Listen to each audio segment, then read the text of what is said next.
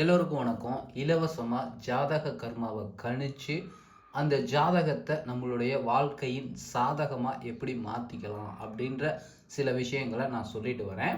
அதில் ஒருத்தர் கமெண்ட் பண்ணியிருந்தாரு. தமிழ் செல்வம் அப்படின்ற ஒருத்தர் 15/10/1994 பிறந்திருக்காரு. அவருடைய ஜாதக கட்டம் தான் இப்போ நீங்கள் பார்த்துக்கிட்டு இருக்கீங்க. அவர் தன்னுடைய வாழ்க்கை எப்படி இருக்கும், திருமணம் அப்படின்றது எப்படி இருக்கும், வருமானம், வேலை இதெல்லாம் எப்படி இருக்கும், கடைசியாக ஒரு 15 வருஷத்தில் வந்து வம்பு வழக்கு அப்படின்றது போல் சொல்லியிருந்துருக்காரு. அதெல்லாம் எப்படி சுமூகமாக போகுமா இல்லை இன்னும் அப்படியே தான் போகுமா அப்படின்ற விவரங்கள்லாம் கேட்டிருந்தாரு. என்னுடைய அறிவுக்கு எட்டின அளவுக்கு இந்த ஜாதக கர்மாவை நான் கணிச்சிருக்கேன். இதில் அவர் பிறப்பின் வழியில் எடுத்து வந்த கர்மத்தையும் அந்த கர்மத்தை இப்போ நம்மளுடைய நிர்ணயம் படி எப்படி மாற்றிக்கலாம் அப்படின்ற சில விஷயங்களையும் நாம் அவருக்கு சொல்ல போகிறோம். உங்களுடைய ஜாதகத்தையும் இப்படி கணிச்சு அதில் இருக்கக்கூடிய நன்மை தீமைகளை நம்மளுடைய வாழ்க்கைக்கு சாதகமாக மாற்றிக்கக்கூடிய விஷயத்தை தெரிஞ்சுக்கணும்னு நினச்சிங்க அப்படின்னா உங்களுடைய டீட்டெயிலை நான் சொல்கிறபடி கமெண்ட் செக்ஷனில் சொல்லுங்கள். கண்டிப்பாக ஒரு வாரத்துக்குள்ளே நான் உங்களுக்கான ஜாதகத்தை பார்த்து பதிவீடு செஞ்சிருவேன். இப்போ இவருடைய ஜாதகத்தை பார்த்தலாம். இவருடைய லக்கணம் அப்படின்றது மகரத்தில் பிறந்திருக்காரு. எப்போவுமே ஜாதகத்தில் வந்து அவரவர்கள் எடுக்கக்கூடிய கட்டம் அவரவர்களுடைய கர்மத்தை நிர்ணயம் செய்யும் அப்படின்றத சொல்லுவாங்க. அந்த கட்டத்துக்கான பலம் எப்படி இருக்குது, ஏன்னா அவங்களுடைய 12 கட்டங்கள் அப்படின்றது அவர்களுடைய மூளையில் இருக்கக்கூடிய கிரகங்களை கிரகிக்கக்கூடிய 12 கோண்களோட இணைக்கப்பட்ட ஒன்று.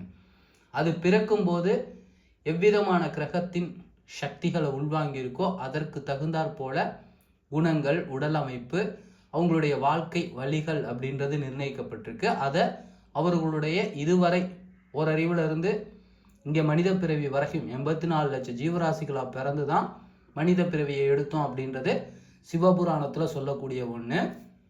அதில் அவர் செஞ்ச செயல்களின் விளைவுகளாக அவர் வாங்கி வந்த கர்மத்தை தான் நம்ம பார்க்குறோம்.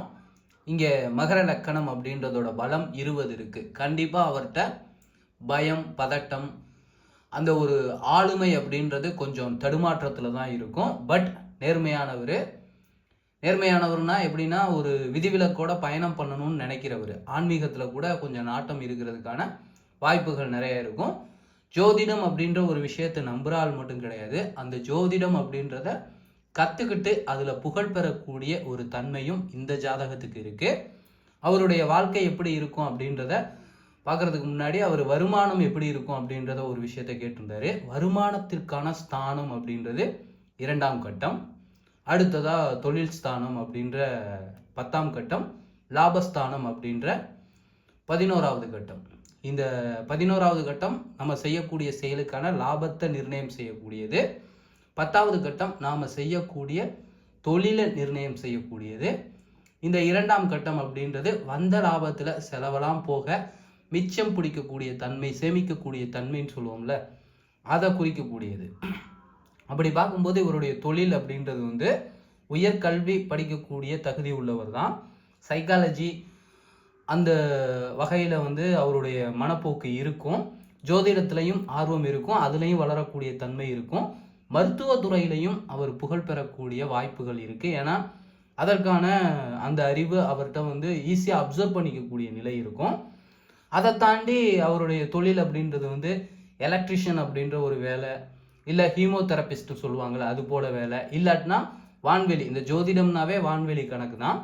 அந்த வகையில் அந்த ஜோதிடர் ஆகலாம், இல்லாட்டினா விண்வெளி வீரர் ஆகலாம், பைலட்டு, இராணுவ பயிற்சியாளர் ஆகலாம். இப்போ இவர் வந்து இராணுவத்தில் இருக்கிறத காட்டிலும் ஒரு யோக பயிற்சியாளராக கூட மாறுறதுக்கான வாய்ப்பு இருக்குது. அந்த லீட் பண்ணக்கூடிய ஒரு பயிற்சியை கற்றுக்கிட்டு அதை கற்றுக் கொடுக்கக்கூடிய தன்மை, ஆசிரியராக இருக்கிறதுக்கான, அறிவியல் எழுத்தாளராக இருக்கிறதுக்கான, இல்லை அந்த அறிவியல் சம்பந்தமான கண்டுபிடிப்புகளை கொடுக்கறதுக்கான, இல்லை மருத்துவ ரீதினா ஒரு புது விஷயத்தை கண்டுபிடிக்கிறதோ, இல்லை மருத்துவ பொருட்களை விற்கிறது, அந்த ஃபார்மாட்டிக்கல்னு சொல்லுவாங்கள்ல, ஃபார்மாசிட்டிக்கல் அப்படின்ற அந்த வேலைகளில் இருக்கலாம். அறுவை சிகிச்சை, அது போன்ற அறுவை சிகிச்சைனா மருத்துவரை தான் இருந்து பண்ணணும்னு இல்லை, கறிக்கடைக்காரராக இருந்தாலும் அந்த கணக்கில் தான் வரும்.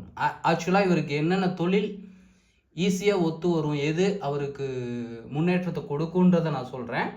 ஆல்கஹால் அல்லது பெட்ரோலியம் தொடர்பான வேலைகளும், அந்த கெமிக்கல் தானே அதெல்லாம், அந்த கெமிக்கல் லைனில் அந்த வேதியியல் விஷயங்களில் வந்து அவருக்கு அந்த அறிவு, அந்த அப்சர்வ் பண்ணிக்கக்கூடிய அறிவு, அதை கற்றுக்கிட்டு அதில் கடைபிடிச்சு காசு பார்க்கக்கூடிய தன்மை, இந்த விஷயங்களெல்லாம் யோக பயிற்சியாளர், கண்டுபிடிப்பாளர், இப்படி ஏதாவது ஒரு தொழிலை அவர் தேர்ந்தெடுத்தார் அப்படின்னா அதுக்கான அறிவு இவர்கிட்ட அதிகமாக இருக்குது.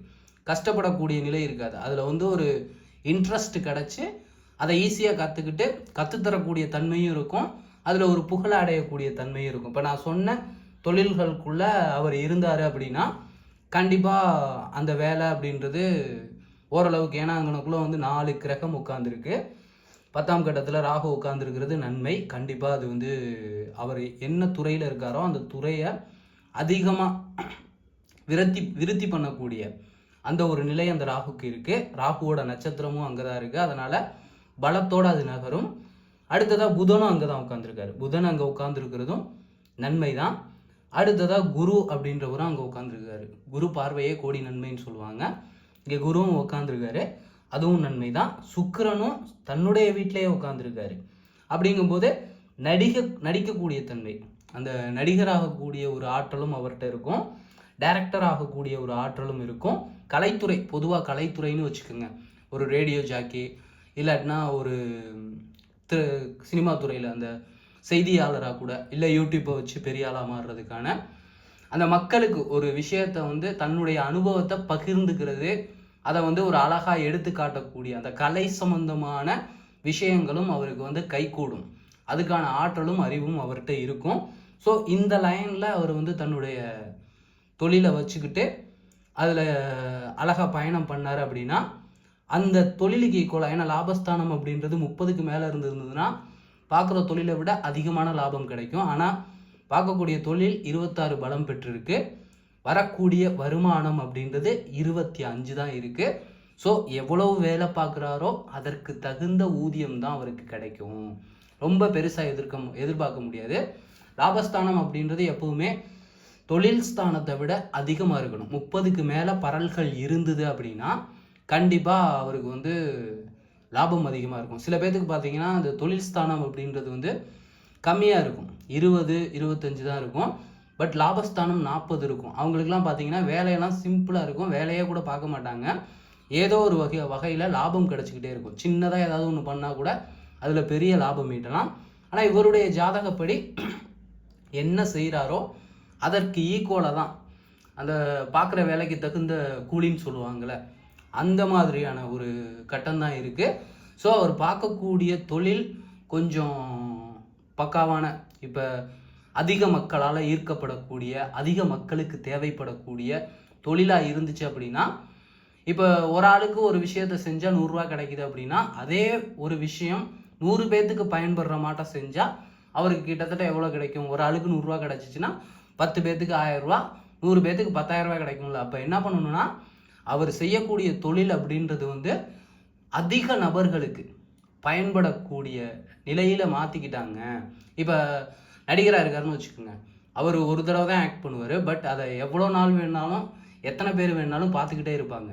இது மட்டும் நாம் செய்யக்கூடிய ஒரே ஒரு செயல், இப்போ யோகா பயிற்சியாளராக இருக்கார், ஒரே ஒரு யோகாவை வந்து யூடியூப்பில் செஞ்சு காமிக்கிறாரு அப்படின்னா அவர் அன்றைக்கி 1 மணி நேரத்தை தான் ஸ்பெண்ட் பண்ணியிருப்பார். ஆனால் ஒவ்வொரு நாளும் பல பேர் அதை பார்த்து செய்கிறாங்க அப்படின்னா அது அந்த 1 மணி நேரம் இங்கே எத்தனை மணி நேரமாக மாறுதுன்னு நம்மளால் சொல்ல முடியாது. இப்படி அவர் வந்து இப்போ ஒரு மருந்து கண்டுபிடிக்கிறாங்க, ஒரு 10 நாள் எஃபோர்ட் போட்டு ஏதோ ஒரு டிசீஸ்க்கு வந்து மருந்தை கொடுத்துட்றாரு, அது வந்து அந்த டிசீஸை குணமாக்குது, அதுக்கு நிவாரணம் கொடுக்குது அப்படின்னா அது இங்கே நிறைய பேர்த்துக்கு பயன்படும். அவர் ஒரு நாள் போட்ட உழைப்பு இங்கே பல நாட்களுக்கு பல பேர்த்துக்கு பயனளிக்கும். அந்த வகையில் அவருடைய தொழிலை மாற்றணும். அப்போ அந்த தொழிலுக்கு தகுந்த வருமானம் அப்படிங்கிறது, நான் ஒரு நாளைக்கு வேலை பார்த்தா 100 ரூபா தான் கிடைக்கும்னு கிடையாது. அந்த வேலை நிறைய பேர்த்துக்கு பயன்படுற மாட்டோம், ஏகப்பட்ட பேர் பயன்களை எடுக்கிற மாட்டோம், ஏகப்பட்ட பேர்த்துக்கு சந்தோஷத்தை கொடுக்குற மாட்டோம், திருப்தியை கொடுக்குற மாட்டோம் தொழிலை மாற்றிக்கிட்டாரு அப்படின்னா கண்டிப்பாக அதற்கு தகுந்த பலன் கிடைக்கும். 5 நிமிஷம் ஆக்டிங்காக இருந்தாலும் சரி, ஒரு 5 நாள் எஃபோர்ட் போட்டு ஏதோ ஒரு கண்டுபிடிப்பாக இருந்தாலும் சரி, இல்லை ஏதோ ஒரு செய்தியை வந்து மக்கள்கிட்ட பகிர்ந்து சொல்கிறாரு, ஒரு நல்ல விஷயத்தை எடுத்து சொல்கிறாரு, நான் அதுக்கு இது நடிகர் ஆகணும், இல்லை சயின்டிஸ்ட் ஆகணும், இல்லாட்டினா வேற ஒரு ஆராய்ச்சியாளர் ஆகணும்லாம் நான் சொல்ல வரல. உதாரணத்துக்கு ஒரு முருங்கை மரம், அந்த மரத்தில் இருக்கக்கூடிய சத்து, அந்த கீரைகள் அப்படின்றது வந்து மக்களுக்கு வந்து அதீத நன்மைகளை கொடுக்குது, எல்லா விதமான சத்துக்களும் அதில் இருக்குது அப்படின்ற ஒரு சின்ன நியூஸை அவர் வந்து பகிர்ந்துக்கிறாரு மீடியாவில். இல்லாட்டினா ஒரு கவுன்சிலிங் மாட்டம் ஏதோ ஒரு துறையில் இருந்து செய்கிறாரு அப்படின்னா அதை கேட்டு பல பேர் பயனடைவாங்கள்ல. சின்ன விஷயமா இருந்தாலும் மறைஞ்ச விஷயத்த வெளியில் கொண்டு வர்றது, இப்படி மக்களுக்கு பயனுள்ளதாக மாற்றுறதுன்னு அவர் மாற்றிக்கிட்டாரு. இப்போ சேவை செய்யக்கூடிய விஷயங்கள்லாம் எவ்வளவோ இருக்குல்ல. இது மாட்டம் ஏதோ ஒரு தொழில் ஒரு தடவை செஞ்சாலும் அது இங்கே ஒன்றை தொட்டு பெருகிக்கிட்டே போகிற மாட்டம் இருக்கக்கூடிய ஒரு தொழிலாக இருந்தது அப்படின்னா, இப்போ ஜோதிடம்லாம் பார்த்தீங்கன்னா ஒரு டைம் நமக்கு அந்த அறிவு வந்துருச்சு அப்படின்னா அந்த அறிவை வச்சு பல பேர்த்துக்கு நம்ம அவங்களுடைய வாழ்க்கைக்கு வழிகாட்டலாம். அப்படி மாறிக்கிட்டாரு. ஒவ்வொரு நாளும் இது போன்ற விஷயங்கள்லாம் ஆர்வமாக இன்ட்ரெஸ்டாக போகிறாரு அப்படின்னா அவருக்கு அதுக்கு ஈக்குவலான பலன் கிடைக்கும் அப்படின்றது அவருடைய ஜாதக கணிப்பு. ஆனால் 25 பார்க்குற வேலைக்கு தகுந்த மாட்டோம் வருமானம் வரும், பட் சேமிப்பு அப்படின்றது 28 இருக்குது. அது ரொம்ப பெரிய விஷயம். போடுற பணம், அவருடைய பணம் அப்படின்றது வந்து கரையாது, விரயமாகாது. ஏன்னா சேமிக்கக்கூடிய இடத்துல வந்து அதீத ஒரு வந்ததை விட அது பெருகிறதுக்கான வாய்ப்பு இருக்குது. அதே டைம் 12ஆம் கட்டம் அப்படின்றது 20 இருக்குது, விரயமும் கிடையாது அங்கே. ஏன்னா இந்த 12வது கட்டம் வந்து வரக்கூடிய லாபம் 25, சேமிக்கக்கூடியது 28. வந்த காசை விட அதை மிச்சப்படுத்தி அந்த பணமாகிறது. இப்போ ஒரு 100 ரூபாவை பேங்க்கில் கொண்டு போய் போடுறாருன்னா, இல்லை ஒரு ஷேரில் கொண்டு போய் போடுறாரு அப்படின்னா அன்னைக்கு இங்கே அது லாபம் கொடுத்துரும், 120 மாறிடும். அந்த போடுற பணம் அதிகமாகுமே ஒழிய, அந்த சேமிக்கிற பணம் அதிகமாகுமே ஒழிய குறையிறதுக்கான வாய்ப்பு இல்லை. சில பேர்த்துக்கு போடுவாங்க, அது அதிகமாகும், விரயமும் ஈக்குவலாக 28 இருக்கும். அப்படி விரயம் 28 இருந்துச்சுன்னா சேமித்த பணம் அதிகமாகி அங்கே செலவாகும். ஆனால் இவருக்கு அப்படி கிடையாது, விரயம் அப்படின்றது 20 இருக்குது. ஸோ வேலை பார்த்தாருன்னா அதுக்கு தகுந்த காசு கிடைக்கும். அதை செலவு பண்ணாமல் ஒரு குறிப்பிட்ட அளவுக்குள்ளே வச்சுக்கிட்டு மிச்சம் பிடிச்சு சேமிக்க ஆரம்பித்தாருன்னா அந்த சேமிக்கிற பணம் விருத்தி ஆகும். போட்ட பணத்தை விட அது அதிகமாக தான் ஆகுமே ஒழிய கரையாது, குறையாது அப்படின்ற ஒரு விஷயம் இவருடைய ஜாதகத்தில் ரொம்ப நல்லது. அதனால் கரெக்டான வேலையை தேர்ந்தெடுக்கணும். அந்த வேலையில் முழு மனதோட மற்றவங்களுடைய மனசுக்கு திருப்தி அளிக்கக்கூடிய வகையில் ஒர்க் பண்ணணும். அப்படி ஒர்க் பண்ணால் தகுந்த வருமானம் கிடைக்கும். அதில் தன்னுடைய செலவு போக மிச்சம் பிடிக்க கற்றுக்கணும். அப்படி மிச்சம் பிடிச்சிட்டாரு அப்படின்னா அது இரட்டிப்பாகும், கூட ஆகும் அப்படின்ற ஒரு கட்டம் இருக்கிறதுனால வருமானம் இவருடைய கையில் தான் இருக்குது, புத்திசாலித்தனத்தில் தான் இருக்குது அப்படின்ற ஒரு விஷயத்த நான் இவருக்கு வந்து ஆணித்தனமாக உறுதியாக சொல்லிக்கிறேன். விரயம் அப்படின்றது பெருசாகாது. பட் அவர் இன்னொன்று கேட்டிருக்காரு, வம்பு வழக்கு சண்டை சச்சரவு இருக்குன்னு இருக்காரு. அதுக்கான கட்டம் அப்படின்றது 6வது கட்டம் சொல்லுவாங்க. இவருடைய லக்கணத்திலேருந்து 1, 2, 3, 4, 5, 6 அப்படின்றது புதனுடைய நிலை. அவர் வந்து ரொம்ப உக்கிரமாலாம் தாக்க மாட்டார். அவர் வந்து நல்ல இடத்துல தான் உட்கார்ந்துருக்காரு. பட் அதோட பரல்கள் 30 இருக்குது. இவருடைய வருமானம், லாபம், சேமிக்கக்கூடிய நிலை விரயமாகாமல் இருந்தாலும் அதை அழிக்கிறதுக்கான, அதை இழுத்துட்டு போய் ஏதோ ஒரு குழிக்குள்ளே தள்ளுறதுக்கான ஒரு பிரச்சனைகள் வந்துக்கிட்டே இருக்கும். பட் அதை சமாளிக்க முடியாதுன்னு இல்லை, நீங்கள் அதில் தலையிடாமல் அதை விட்டு விலகி இல்லாட்டினா விட்டு கொடுத்து ஒதுங்கி போகிறதுனால உங்களுடைய வருமானத்தையும் பணத்தையும் மிச்சப்பிடிக்கிறதுக்கான வாய்ப்புகள் நிறையா இருக்குது. இல்லை அந்த வம்பை வந்து நான் சரி பண்ணி ஜெயிச்சிருவேன்னு போனீங்கன்னா அங்கே ஜெயிக்கக்கூடிய நிலை. ஏன்னா நம்மளுடைய உடல், மனம், உயிர் அப்படின்ற அந்த சிந்தனை வந்து ரொம்ப வலு குறைவாக இருக்கிறதுனால, அந்த வம்பு வழக்கு சண்டை சச்சரவு அப்படின்றது வலு ஜாஸ்தியாக இருக்கிறதுனால நம்மளை அதை தோக்கடிக்கிறதுக்கான முயற்சிகள் தான் அதிகமாக இருக்கும். அதனால் சில பேர்த்து ஜாதகத்துக்கு என்ன சொல்லுவாங்கன்னா, வம்பு வழக்கு வந்தாலும் விட்டு கொடுத்துருங்க, இல்லாட்டினா விலகி போயிருங்க, அதை கண்டுக்காதீங்க, அப்படி போயிட்டீங்கன்னா அதுவாது விலகி போயிடும். இப்போ உதாரணத்துக்கு இந்த படத்தில் கூட ஒரு பாட்டு வரும்ல, பரமசிவன் கழுத்திலிருந்து பாம்பு கேட்டது. அது மாட்டம் இருக்கக்கூடிய இடத்த நீங்கள் வேற மாட்டம் மாற்றிக்கிட்டீங்க அப்படின்னா ஆபத்து வர்றது கூட பேசாமல் ஒதுங்கி போயிடும். நீங்கள் போய் முட்டுக்கிட்டீங்க, மோதிக்கிட்டீங்க அப்படின்னா வலியும் வேதனையும் நமக்கு தான் அப்படின்ற ஒரு விஷயத்தை இங்கே நான் உறுதிப்படுத்தி கூறுகிறேன். அதனால் சண்டை சச்சரவு அப்படின்றத தேடி போகாதீங்க. தேடி வந்தாலும் விலகி போயிருங்க, ஒதுங்கி போயிருங்க. அதை அழிச்சிரும். இப்போ நீங்கள் வந்து ஒதுங்கி போகிறதும் விலகி போகிறதும் வந்து கோலத்தனம் அப்படின்ற மாட்டம் நினைக்க வேணாம். உங்களுக்கான ஆயுதமே அதுதான். எப்போவுமே அமைதியையும் ஆத்ம திருப்தியையும் உங்ககிட்ட வச்சுக்கிட்டீங்க அப்படின்னா அது மற்ற எல்லாத்தையும் ஜெயிக்கக்கூடிய தன்மை இருக்குது. பட் இங்கே நாம் வந்து ஏதோ ஒரு விஷயத்த செய்கிறோன்னு அமைதியை இழந்தோம் அப்படின்னம்னா இன்னும் அது அமைதியை இழக்கக்கூடிய ஒரு வகைக்கு தான் கூட்டிகிட்டு போகும். அதனால் அந்த வம்பு வழக்கு சண்டை சச்சரவு இந்த நோய்வாய்ப்பு வரும்போதெல்லாம் நீங்கள் அமைதியாக அதை ஏற்றுக்குங்க, அந்த இடத்துல இருந்து விலகிடுங்க. வேற ஒரு அட்மாஸ்பியருக்குள்ள உங்களுடைய இலக்குகள்னு இருக்கும்ல, ஒவ்வொரு நாளும் உங்களுடைய கனவுகள் இலக்குகள் அப்படின்றத நோக்கி மட்டும் நீங்கள் நகர்றதுக்கு அதிக முயற்சி செய்யுங்க. இதுக்கு தியானம், அந்த பிரார்த்தனை, இந்த யோக பயிற்சிகள்லாம் கை கொடுக்கும். இது மாட்டம் விஷயத்தில் நீங்கள் கான்சென்ட்ரேட் பண்ணீங்க அப்படின்னா உங்களுடைய பலம் ஜாஸ்தி. ஏன்னா உங்களுடைய ஜாதகத்துக்கு இந்த ஜோதிடம் அல்லது அறிவு சார்ந்து யோசிக்கிறது, சிந்திக்கிறது, இல்லை ஆன்மீகம் சார்ந்து பல விஷயங்களை கடந்து போகிறதுக்கான பக்குவத்தை வளர்த்துக்கிறது அப்படின்றது வந்து உங்களுடைய ஜாதகத்துக்கு பலம் கொடுக்கக்கூடிய ஒரு நிலையில் இருக்குது. அதை நீங்கள் கையாண்டு அமைதியாக போகும்போது உங்களுடைய உயர்வு புகழ் அப்படின்றது ஓங்கும். இல்லை அப்படின்னா கொஞ்சம் சிரமமாக இருக்கும் அப்படின்றதையும் நான் சொல்லிக்கிறேன். அடுத்ததாக திருமண வாழ்க்கை பற்றி கேட்டிருக்காரு. திருமணத்திற்கான கட்டம் அப்படின்றது 7வது. அவருடைய லக்கணத்திலிருந்து 7ஆம் இடம், சந்திரனோட அதிபதி, அங்கே செவ்வாய் உட்கார்ந்துருக்காரு. 32 பரல்கள் இருக்குது. ஸோ திருமணம் அதற்கான கிரக சூழல்கள், அந்த கல்யாண கிரகம்னு சொல்லுவாங்க, அது அவருக்கு வந்துருச்சு அப்படின்னா இப்போ ஜென்மசனி நடந்துக்கிட்டு இருக்குன்னு நினைக்கிறேன். அவருடைய ஜாதகத்துக்கு 23லேருந்து ரன் ஆகிக்கிட்டு இருக்கும். ஸோ அதனால் கொஞ்சம் ட்ரகிளாக இருக்கும். மற்றபடி செவ்வாய் அப்படின்றது வந்து ஒரு பொறுப்புள்ள மனைவியை கொண்டு வந்து சேர்ப்பாங்க. அதனால் அவங்க வந்து டேக் ஓவர் பண்ணுவாங்க. ஓரளவுக்கு இந்த திருப்தி கொடுக்கக்கூடிய வகையில் இருப்பாங்க.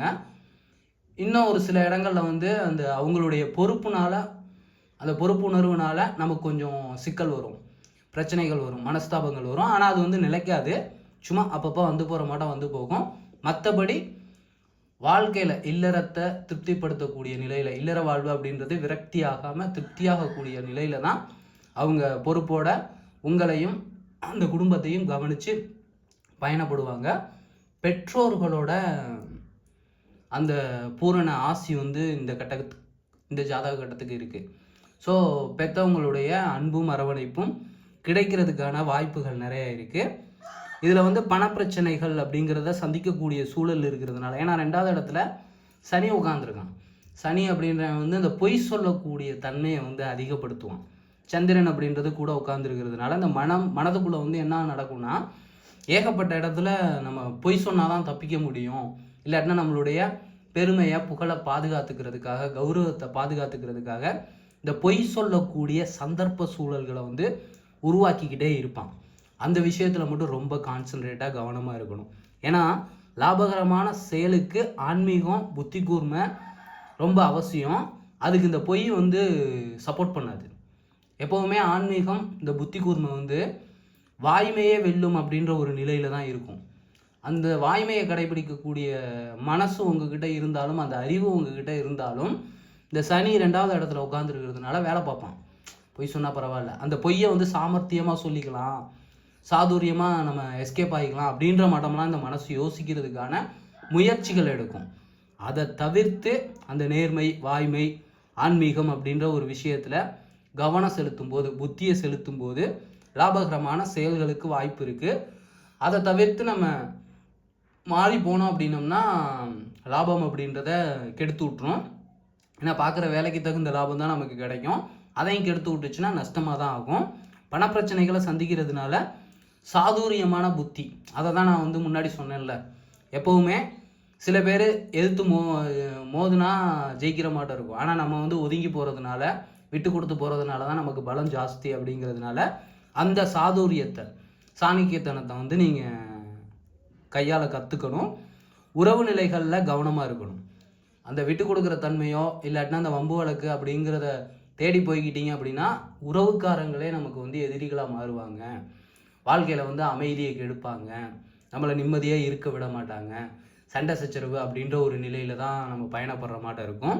அதனால் நான் முன்னமே சொன்ன மாட்டோம், ஒவ்வொரு நாளுமே நேர்மையான ஒரு நல்ல விதமான இலக்குகளை நிர்ணயம் பண்ணி அதை நோக்கி மட்டும் பயணப்படுங்க. எப்படின்னா காலையில் வெள்ளனமாக எந்திரிக்கிறது. ஏன்னா வெள்ளனமாக எந்திரிச்சினாவே நம்மளுடைய பிரச்சனைகளில் பாதி பிரச்சனைகள் சரியாயிடும், முக்கால்வாசி பிரச்சனைன்னு கூட சொல்லலாம்னு வச்சுக்கோங்க.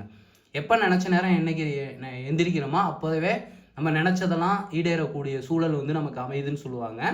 ஸோ வெள்ளனமாக எந்திரிக்கிறது, நல்ல உடலுக்கு உகந்த சாப்பாடை சாப்பிட்றது, உழைப்பை கொடுக்கறது, உங்களுடைய இருக்கக்கூடிய நிலையிலிருந்து உங்களுடைய அறிவை ஒவ்வொரு படியாக உயர்த்தி கொண்டு போகிறது, உங்களுக்கான துறைகளை தேர்ந்தெடுத்து அந்த துறைகளில் வந்து ஒரு உயர்வை நோக்கி நகர்றது, அதற்கு தகுந்த எண்ணங்களை வச்சுக்கிறது, அதற்கு தகுந்த செயல்களை செய்கிறது, அதற்கு தகுந்த பேச்சுக்களையே பேசுறது அப்படின்றது போல் பயணப்பட்டால் உங்களுடைய வாழ்க்கை. ஏன்னா சனி திசை வேறு நடக்குது உங்களுக்கு வந்து. ஃபஸ்ட்டு பிறந்தப்ப ராகு திசை அப்படின்றது பிரச்சனை இல்லை, 10வது இடம் நல்லா வளம் கொடுத்துருப்பான். 2வது குரு திசை, அதுவும் சூப்பராக இருந்திருக்கும். எல்லா விஷயத்தையும் சலித்து சூப்பராக சாதனை படைக்கக்கூடிய அளவில் கூட வாழ்க்கை வாய்ப்புகள் இருந்திருக்கும். அந்த அளவுக்கு உங்களுடைய திருப்திகரமான ஒரு வாழ்க்கையை வாழ்ந்துருப்பீங்க. ஆனால் சனி தசை எப்போ ஆரம்பிச்சிச்சுன்னா 2023 இருந்து 42 வரைக்கும் இருக்குது. அதில் ஃபஸ்ட்டு 9 வருஷங்கிறது சூனியத்தில் இருக்குது. ஏன்னா துவாதசி அப்படின்ற திதியில் பிறந்திருக்கிறதுனால உங்களுக்கு வந்து சூனியம் அப்படின்றது மகரம், அதுதான் உங்களுக்கு லக்கணமாக இருக்குது. ஸோ எல்லாம் அமைஞ்சிருந்தாலும் அதை கடந்து போகக்கூடிய அறிவை கொடுத்துருந்தாலும் பயன்படுத்தக்கூடிய சூழலை நீங்களாக அமைச்சிக்கிற வரைக்கும் அதுவாக அமையாது. எல்லாம் கையில் இருக்கும். உங்ககிட்ட வந்து எல்லா விஷயத்தையும் சரி பண்ணக்கூடிய திட்டம் இருக்கும், பாதை கண்ணுக்கு தெரியும். பட் பயணப்படுறதுக்கான சூழல்கள் மட்டும் அமையவே அமையாது, தள்ளி தள்ளி போய்கிட்டு இருக்கும். ஸோ அதை அமைச்சிக்கக்கூடிய தன்மை. இப்போ வந்து உதாரணத்துக்கு நான் எப்படி சொல்கிறேன்னா, மாதம் 30,000 40,000 வருமானம் வர்றதுக்கான வாய்ப்புகள் இருந்தாலும் அந்த பணத்தினால பிரயோஜனம் இருக்காது. உங்கள் கைக்கு அது வராது, அம்மா அப்பா கைக்கோ இல்லைன்னா சகோதர சகோதரிகள் கைக்கோ இப்படி போகும்.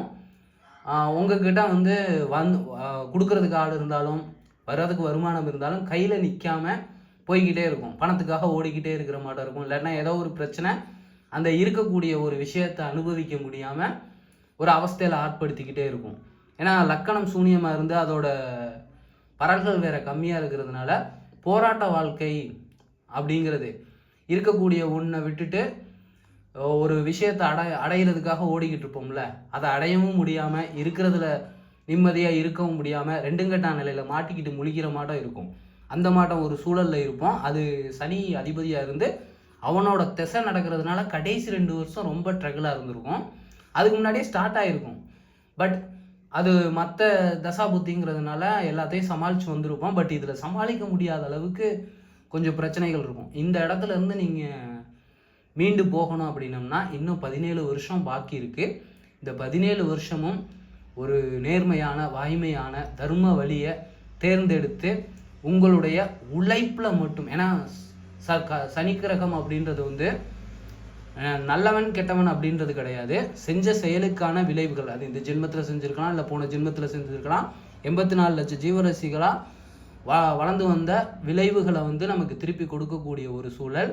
அந்த இடத்துல அவனுக்கு அக்செப்ட் பண்ணிட்டோம். விக்ரமாதித்தன் கதைகள் படிச்சிங்கன்னா கூட அதில் வந்து சனி வரும்போது அக்செப்ட் பண்ணும்போது அவன் வந்து ஒரு ஆளு மேலே அந்த ஆபத்தெல்லாம் கடந்து நல்ல ஒரு நிலைக்கு போவான். அதே போல் தான் நீங்களும் இங்கே வரக்கூடிய எல்லா விஷயத்தையும் அக்செப்ட் பண்ணிக்கோங்க. அக்செப்ட் பண்ணிவிட்டு ஆன்மீகத்தை கையில் எடுத்தீங்க, தர்மத்தை கையில் எடுத்தீங்க, உங்கள் வீட்டை நீங்களே சுத்தம் பண்ணிக்கிறீங்க, உங்களுடைய பொறுப்புகள் எல்லாத்தையும் நீங்களே கவனித்து அதை சரியாக செஞ்சுக்கிட்டு இருக்கீங்க, எவ்வளோ தடங்கள் வந்தாலும். அப்படிங்கும்போது சனி உக்கிரம் கம்மியாகும். அவன் உங்களை விட்டு அகலும்போது பல பரிசுகளை புதன் திசை ஸ்டார்ட் ஆகும்போதோ அல்லது இடையில் மற்ற தசாபுத்திகள் இருக்குது பாருங்கள், அந்த புதன் குரு சுக்கிரன் ராகு இவங்கெல்லாம் நல்ல இடத்துல உட்காந்துருக்காங்க. செவ்வாய் சூரியன்லாம் ஆத்மாகாரகன் பூர்வீக ஸ்தானத்திலேயே 9வது இடத்துல உட்காந்துருக்கிறதுனால மற்ற தசாயில் புத்திகள் வரும்போதெல்லாம் உங்களுக்கு அது நன்மை பயக்கக்கூடிய தன்மையாக அது மாறும் அப்படின்றத நான் உறுதியாக சொல்லுவேன். இப்போ உங்களுடைய வாழ்க்கை உங்கள் கையில் தான் இருக்குது. இந்த ஜாதகம் அப்படின்றது நீங்கள் செஞ்ச செயலுக்கான விளைவுகளே தவிர இப்போ செய்யக்கூடிய செயல்களின் விளைவுகள் அல்ல. இதை கணிச்சு, இதை எப்படி கணிக்கணும் அப்படின்னம்னா, இப்போ அடுத்த 6 மாதம் மழை காலம், அடுத்த 6 மாதம் வெயில் காலம், அதுக்கு நாம் இருக்கக்கூடிய இடம் பார்க்கக்கூடிய வேலைக்கு என்ன விதமான பாதுகாப்பை பராமரிப்பை ஏற்படுத்திக்கலாம் அப்படின்றதுக்காக பார்க்குறது தான். ஸோ அதை பார்த்து இப்போ மழை காலம் அப்படின்னா கொடை எடுத்துகிட்டு போகிறது, வெயில் காலம் அப்படின்னா நிழலுக்கு தகுந்த இடத்துல இருந்துக்கிறது அப்படின்ற மாட்டோம் சாதகங்களை உருவாக்கிக்கிட்டீங்க அப்படின்னா உங்களுடைய அந்த பயணம் அப்படின்றது அற்புதமாக இருக்கும். உங்களுடைய பயணம் இப்போ உங்களுடைய கர்மத்தை கழித்து கடை தேறுவதற்கான ஒரு தன்மையை உங்ககிட்ட கொடுக்குற அளவில் இருக்குது. ஸோ திருமணஸ்தானத்தை பற்றி கவலைப்பட வேணாம். 32 பரல்கள் இருக்குது. செவ்வாய் இருக்கிறதுனால கொஞ்சம் லேட் ஆகும்.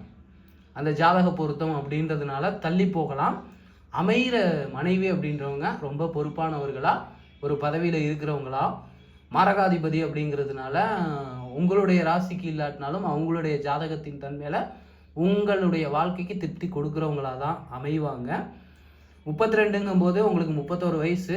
அமைகிற கல்யாண கிரகம் ஆல்ரெடி வந்திருக்கும். அதில் நடந்துருந்ததுன்னா பிரச்சனை இல்லை, நடக்கலைனாலும் ஒன்றும் கவலை இல்லை.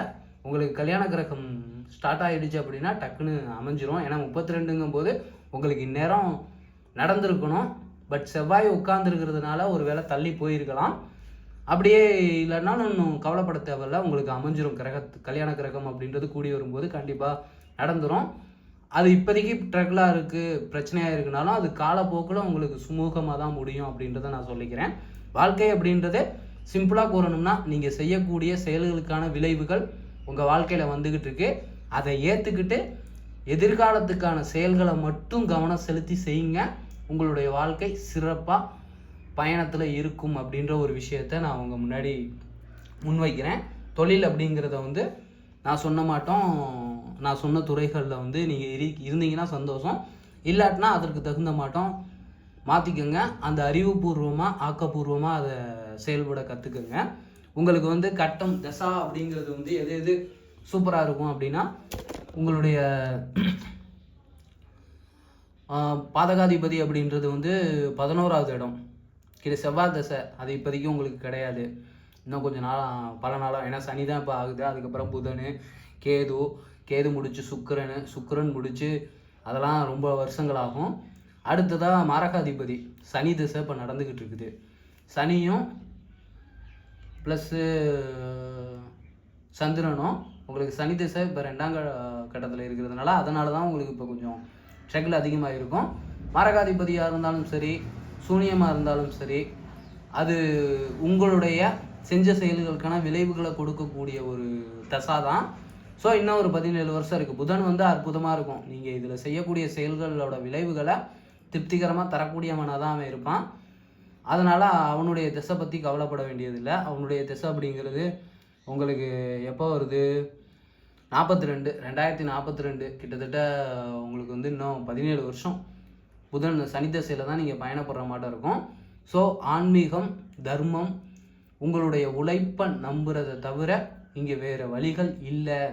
அதை நீங்கள் நம்பிட்டீங்கன்னா இருக்கக்கூடிய நெகட்டிவ் எல்லாம் பாசிட்டிவாக மாறிடும். உங்களுக்கு இருக்கக்கூடிய கிரகங்கள் எல்லாம் அதோட புத்தியில் நன்மை செய்யக்கூடிய தன்மையில் இருக்கும் அப்படின்றத நான் உறுதியாக சொல்லிக்கிறேன். ஸோ மனசை தளர விடாதீங்க. உங்களுடைய மனம் அப்படின்றத தைரியமாக வச்சுக்கோங்க. பயம் பதட்டத்துக்கு இடம் கொடுக்காதீங்க. ஒவ்வொரு நாளும் உங்களுடைய துறையில் ஒரு உச்சத்தை இலக்க நிர்ணயம் செஞ்சு அதற்கான செயல்கள் என்ன செய்யணுன்றதை மட்டும் தேர்ந்தெடுத்து அந்த செயல்களை மட்டும் திறம்பட செய்கிறதுல கவனம் செலுத்துங்க. அது அந்த செயலுக்கு தகுந்த விளைவை உங்ககிட்ட கொண்டு சேரும். அதை தாண்டி வரக்கூடிய போராட்டங்கள் எல்லாமே உங்களுடைய கர்ம கடன்னு சொல்லுவாங்கள்ல, அந்த கர்ம சுமைன்னு, அதை குறைச்சிக்கிட்டு தான் வருமே ஒழிய அது குறைய இப்போ உங்கள் முதுகில் ஒரு 100 மூட்டை இருக்குது. ஒவ்வொரு நாளும் ஒவ்வொரு மூட்டையிலேருந்தும் ஒரு கை கீழே விழுந்துக்கிட்டு இருக்கு அப்படின்னா கண்டிப்பாக 100 நாளுக்கு அப்புறம் உங்களுடைய சுமை அப்படின்றது குறைஞ்சு தான் இருக்கும். இப்படி உங்களுடைய போராட்டத்தை கடந்து உங்களுடைய இலக்கை நோக்கி ஒவ்வொரு அடியாக எடுத்து வைக்க உங்களுடைய சுகம் குறைஞ்சு சுகமாகும். சுகம் அப்படின்றது நிலைப்படக்கூடிய சந்தர்ப்பம் கூடிய சீக்கிரம் இருக்குது. 2042 நீங்கள் இந்த வழி தர்ம வழி நற்சிந்தனையோடு நகர்ந்துருந்தீங்க அப்படின்னா அற்புதமான காலகட்டமாக இருக்கும். மனைவி அப்படின்றதும் உங்களுக்கு நன்னிலையில தான் அமைவாங்க. கர்மம் ஒரு பொறுப்புள்ள ஸ்தானத்தை தான் துணைவையாக கொண்டு தருவாங்க அப்படின்றத நான் சொல்லிக்கிறேன். வாழ்க்கை அற்புதமான வாழ்க்கை. இறைவன் உங்களுடைய வாழ்க்கையிலிருந்து விடுபடுவதற்கான, அதாவது பிறப்பிறப்பு அப்படின்ற அந்த காலச்சக்கரத்திலிருந்து விலகி போவதற்கான ஒரு பெருநிலையை அடைவதற்கான ஒரு சந்தர்ப்ப சூழலையே உங்களுக்கு தந்திருக்காரு. அதை உணர்ந்து இதில் இருக்கக்கூடிய எல்லா ஜாதக கட்டத்தையும் உங்களுடைய சாதகங்களாக மாற்றி பயணப்பட்டு பயன்பெறணும் அப்படின்ற ஒரு வாழ்த்துக்களோட இந்த ஜாதக விஷயத்தை நான் நிறைவு செய்கிறேன். நான் சொன்ன விஷயம் உங்களுக்கு வந்து பயனுள்ளதாக இருக்கும்னு நினைக்கிறேன். இது போல் மற்றவங்களுக்கும் தேவைன்னு நினச்சிங்கன்னா கீழே கமெண்ட் செக்ஷனில் சொல்லுங்கள். உங்களுடைய டீட்டெயில் என்ன அப்படின்னா உங்களுடைய பெயர், நீங்கள் பிறந்த தேதி, உங்களுடைய பிறந்த நேரம், எந்த ஊரில் எந்த டிஸ்ட்ரிக்டில் பிறந்தீங்க அப்படின்ற டீட்டெயில் எனக்கு கொடுத்துட்டிங்கன்னா நான் ஜாதக கட்டங்களை வரைஞ்சிருவேன். உங்களுடைய வாழ்க்கையில் எதை பற்றி நீங்கள் தெரிஞ்சுக்கிறீங்க. 1ஆம் கட்டம் அப்படின்றது உங்களுடைய உடல் நலன், மனவளம் அப்படின்றத குறிக்கும். 2ஆம் கட்டம் வருமானத்தை குறிக்கும். 3ஆம் கட்டம் அப்படின்றது சகோதர சகோதரிகள், கீர்த்தி, தைரியம் அப்படின்றத குறிக்கும். 4ஆம் கட்டம் வம்பு வழக்கு, சொத்து சுகம், வண்டி வாகனம். வம்பு வழக்கு கிடையாது, சொத்து சுகம், வண்டி வாகனம் இதெல்லாம் குறிக்கும். 5வது கட்டம் குழந்தைகளை குறிக்கிறது, உயர் கல்விகளை குறிக்கிறது. 6வது கட்டம் அப்படின்றது வம்பு வழக்கு, கடன், நோய் வாய்ப்படுறது அப்படிங்கிறத குறிக்கிறது. 7ஆம் கட்டம் மனைவி ஸ்தானம். 8வது கட்டம் ஆயுள் ஸ்தானம். இவருக்கு ஆயுள் ஸ்தானம் 34 இருக்குது. ஸோ ஆன்மீகத்தை எடுத்தால் மட்டும்தான் நம்ம ஆயுளை விருத்தி பண்ணிக்க முடியும். 9ஆம் கட்டம் அப்படின்றது வந்து பூர்வீக புண்ணியங்கள் நமக்கு எப்படி இருக்குது அப்படின்றத பொறுத்து. 10ஆம் கட்டம் நம்மளுடைய தொழில் ஸ்தானம். 11வது கட்டம் நம்மளுடைய லாபஸ்தானம். 12வது கட்டம் நம்மளுடைய மோட்சஸ்தானம், விரயஸ்தானம், தூக்கம் எப்படி இருக்கும் அப்படின்றதெல்லாம் குறிக்கக்கூடியது. ஸோ இதில் நீங்கள் எதை பற்றி நீங்கள் தெரிஞ்சுக்க விரும்புகிறீங்க, உங்கள் வாழ்க்கையில் எதை பற்றி நீங்கள் பார்க்கணும், திருமணத்தை பற்றியா இல்லை வேறு ஏதாவது பற்றியா அப்படின்றத டீட்டெயிலாக கீழே எனக்கு கமெண்ட்டில் சொல்லிட்டீங்கன்னா நான் உங்களுக்கு 1 வீக்குள்ளே பார்த்து போஸ்ட் பண்ணிடுவேன். நன்றி, வணக்கம்.